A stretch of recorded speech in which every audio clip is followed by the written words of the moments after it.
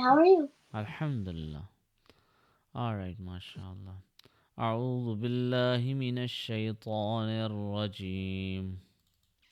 أعوذ بالله من الشيطان الرجيم. بسم الله الرحمن الرحيم. بسم الله الرحمن الرحيم. Can you feel any echo now? No, not anymore. Not anymore, yeah. So you were correct. There was some problem. I later figured it out that my webcam I connected because I bought a new laptop.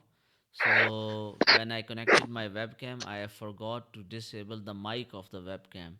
So there were two mics, my external mic, the original mic which I use, and the mic of the webcam.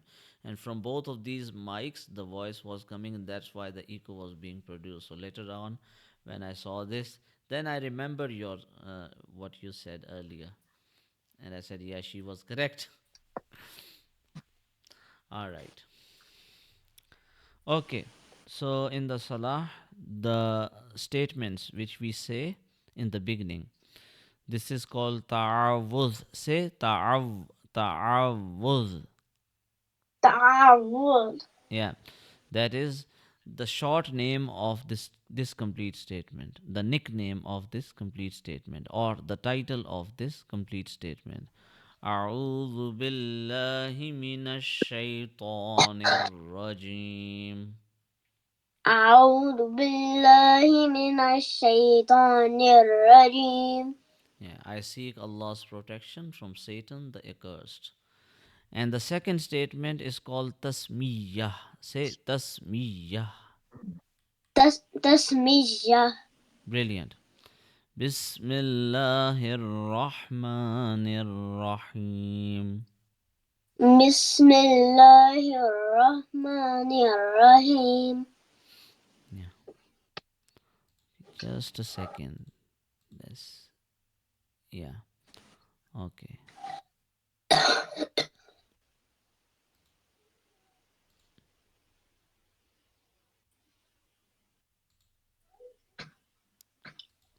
Okay. After that, in what is this? After that, in the Salah, in the name, okay, by the way, it means in the name of Allah, the most compassionate and the most merciful. Why are the most compassionate and most merciful capitalized? Uh, Actually, Because yeah, there is a reason. Yeah, I will tell you. The thing I is, also noticed another thing when they're talking about Allah, when it says He, it's uppercase too. yeah, so the thing is that it is a sign of respect. The he, the H of he is uppercased because it is indicating Allah, and as a sign of respect because he is the creator. That is why we are ignoring English grammar and punctuation rules, and we are just capitalizing the H to indicate that he is greater, he is grander, and we are showing our respect in writing also. Are you getting my point? Yes. Same is the case with most compassionate. The most compassionate, actually, Ar Rahman is one of the names of Allah, and it is being translated in English as the most compassionate. Similarly, Ar Rahim is also one of the names of Allah. So Allah has 99 names, as you know. The most merciful is the translation of Ar Rahim. And that is why we have capitalized it, indicating that these are the translations of the names of Allah. Are you getting my point? Yeah. Yeah. All right. So this is Surah Al Fatiha, which comes in the very beginning of the Quran and which we read in every prayer, in every salah. And Al Fatiha is the name of the surah. We will be learning today, inshallah. Just repeat after me. Alhamdu الحمد lillahi لله rabbil alameen.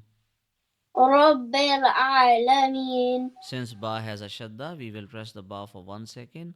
Rabbil alameen. رب العالمين. So please read it.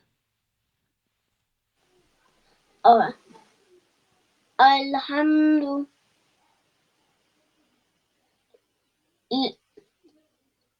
لله رب العالمين. Good job. Okay. When in the beginning of a verse there is alif and then there is lam, and alif does not have any sign, we put an imaginary fatha there, turning it into hamza. Alif lam, by the way, are in English we can translate as the. For example, if we say a book or if we simply say book, it can be any book. But if we say the book, then we are specifying that book. We are talking about a special book or a book belonging to someone. Now it has become specific. Are you getting my point? Yeah. Same way, when we add alif lam before a noun in Arabic, then it becomes a special noun. It becomes a specific thing or a name. So, Ar Rahman means Ar- the merciful, the compassionate, and Ar Rahim, the merciful. So, indicating the names of Allah here. So, so that is why we are placing an imaginary fatha here. Ar Rahmanir Rahim. الرحمن الرحيم. Good job. Maliki مالك Yawmiddin. يوم الدين. Okay. Iyaka.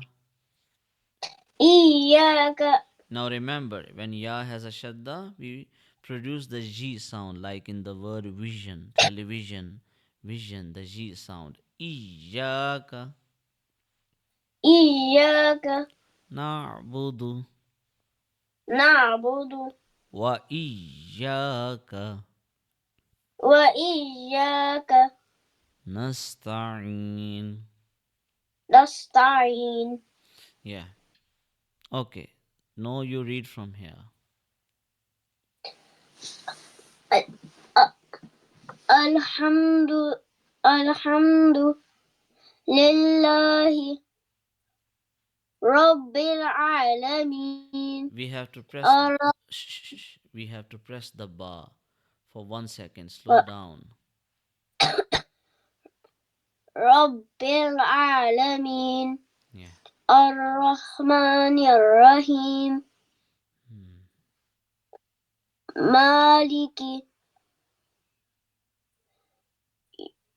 يوم الدين. Good job. إياك نعبد نعبد وإياك نستعين. Yeah. Now the thing is that there are some things we have to remember here. So I think it is better to continue from here tomorrow, because there are some things which we will have to discuss. For example, Sod will be heavy, Ra will be heavy, Ta will be heavy, this Ta will be light, this Qaf will be heavy. So we will have to practice it a little bit so that we can read it correctly and smoothly. Similarly, here this word will need a bit of practice in order to read this one correctly. So inshallah we will continue from here tomorrow. Sadaqallahul Azim. صدق الله العليم. Azim. Dha. عظيم. Yeah, good job. Alright. So yeah, here you are. How is your fever? Did you get well from your Oh, fever? mostly, yeah. All right, that's great. That's nice. Okay, blessings in both of the worlds. Just repeat after me. Rabbana ربنا atina آتنا fid dunya في الدنيا hasanatan حسنة wa fil akhirati وفي الآخرة hasanatan حسنة حسنة wa qina وقنا adhaban nar. عذاب النار. Our Lord, give us in this world that which is good, and in the afterlife that which is good, and protect us from the punishment of the fire. Okay, Amina, just keep it in mind. Just do not lose these audio recordings. Although I am also recording your video lessons in relation to Salah, but also preserve the audio recording so that later on, when you will be memorizing and remembering, reviewing, or relearning the Salah with your mom, you will be able to pronounce the words properly and memorize it correctly. Are you getting my point? Yeah. Yeah, I'm saying is because for the time being, we will be only learning the tajweed and the pronunciation of the salah. You will be, inshallah, after finishing the book, you will be able to review it and memorize it with your mom because she already told me that she is planning to teach you salah in the summer holidays.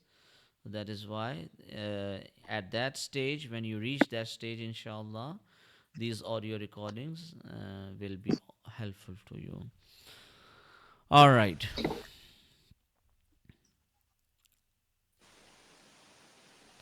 Prophet Salih alayhi salam.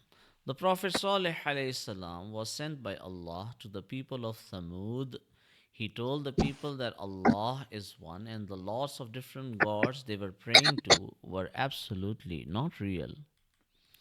We used to like you very much, but now you are telling us no to pray to our gods? Our dads used to pray to these gods, so we have to too. We can't believe you about Allah, they said. Then they told Saleh that he has to show them that he is Allah's messenger by making a camel come from the mountains. They said it should be a girl camel like they have never ever seen before. Allah made that happen for Saleh alayhi salam. An amazing camel appeared. The people couldn't believe their eyes. It was amazing. What's more, the camel was a very special camel. We all know that milk comes from cows, but milk also comes from camels. This camel was very special because it gave so much milk that thousands of people could drink it. It also drank a lot of water. Many of the people believed Saleh alayhi salam about Allah being the one and only God, but some people did not. Those people hated the special camel sent by Allah and they wanted to kill it. One day they managed to kill the poor camel. Saleh alayhi salam wasn't happy at all. Hurting animals is bad, and this was a very special camel. He told those people that they should feel sorry for what they have done, but they didn't feel sorry at all. In fact, they were even ruder. Salih alayhi salam went to live in another place with the people that had been nice. He didn't fight with the people who had killed the camel. He went far away from them. Then a big earthquake came where the people of Thamud lived. Eventually, the whole nation of Thamud was destroyed as punishment of Allah.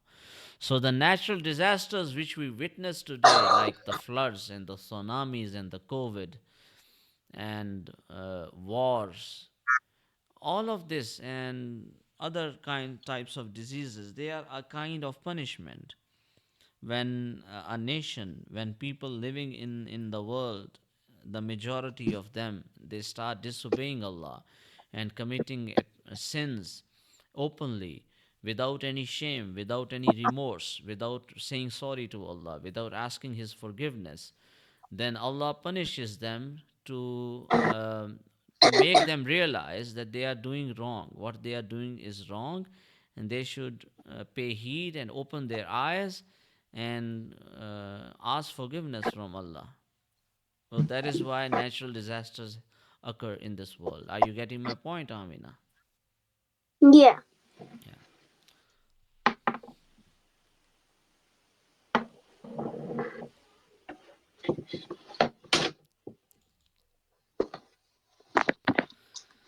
The talented child. Three women were returning from the market with baskets in their hands. They sat on a bench in order to take a break. They started to talk about their children. The first woman mentioned how active her son was and said that he could walk on his hands for several minutes. The second woman said her son could sing very well and that everyone loved his singing. The third woman only listened. The other women asked her why she hadn't said anything. My son has no special talent I can boast of, she said. An old man who was passing by overheard their conversation and decided to follow them. When the women came to the street on which they lived, they stopped again to rest, leaving their baskets on the ground. Their children saw them and came running to their mothers. The first woman's son was turning cartwheels. The second woman's son started to sing one of his mother's favorite songs. All the women applauded him. The third woman's son came and asked, "Shall I help you, mom?" and picked up the basket. The women stopped the old man and asked him what he thought of their talented children. "I saw only one talented boy," he said. "He is the one that is running to help his mother to carry her basket. He has behaved in accordance with the following hadith of our Prophet. I advise everyone to serve their mother."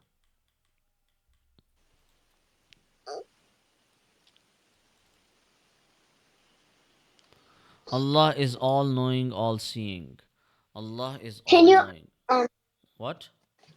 can you give me a minute Yeah, for me yeah, to yeah, grab? of course, yeah.